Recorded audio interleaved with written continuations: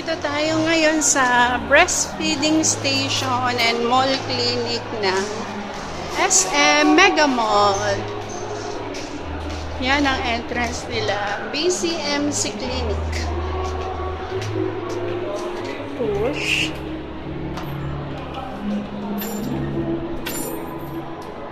Hi! Pwede pang magpa-breastfeed. Yan, magsasign dito sa breastfeeding logbook. Yan, meron pa dito isang pinto.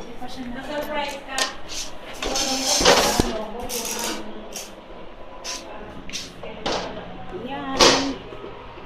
Ito ang itsura ng breastfeeding station ng SM Mega Mall. Meron siyang sink, may soap, may exhaust fan, may emergency light, may chairs, may 2 comfortable chairs, no diaper changing, may chart ng newborn stomach, may pillow, yan, and then yan, maliit lang siya, yan, ganyan lang siya kaliit, yan. Yan, maliit lang siya.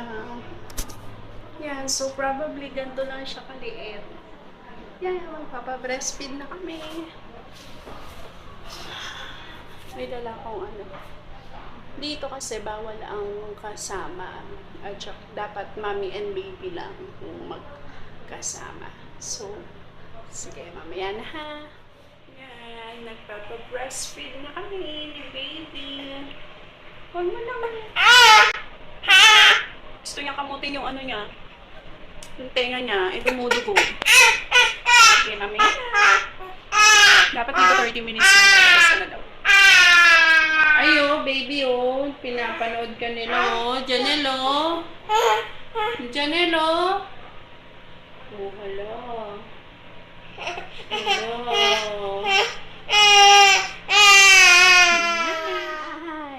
Ayaw na ni Janelle mag-breastfeed. Dito sa breastfeeding station ng Mega Mall, wala silang partition dito. Hindi, ganito lang.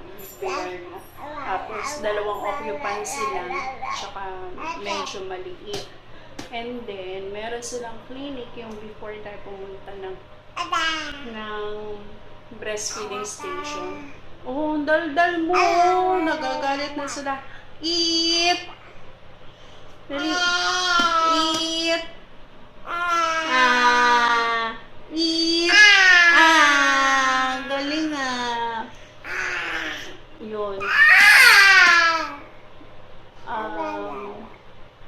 Nilagyan ko si Janelle ng bonnet kasi yung tenga niya na-allergy. Ang kulit mo naman. Ayaw niya na mag-breastfeed. So, yeah, ganda lang ang breastfeeding station dito. Super liit lang. Pero nice naman kasi comfortable. And sakto lang yung lamig. Wala naman ding maaamoy na iba. Na yung iba, diba kasi may scent. May mga scents yung ano.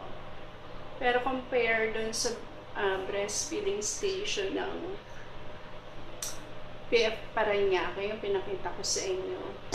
Eto, maliit. Tsaka, doon, ang ganda ng sink nila. Tapos may mirror. Dito, maliit. Pero, paglabas naman nito, merong restroom. Hindi rin siya, parang mahirap rin mag-change diaper dito. Kasi nakalagay dito.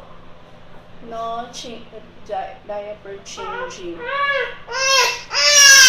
So, hassle, diba? Lalo na pag mag-isa ka lang. So, yeah.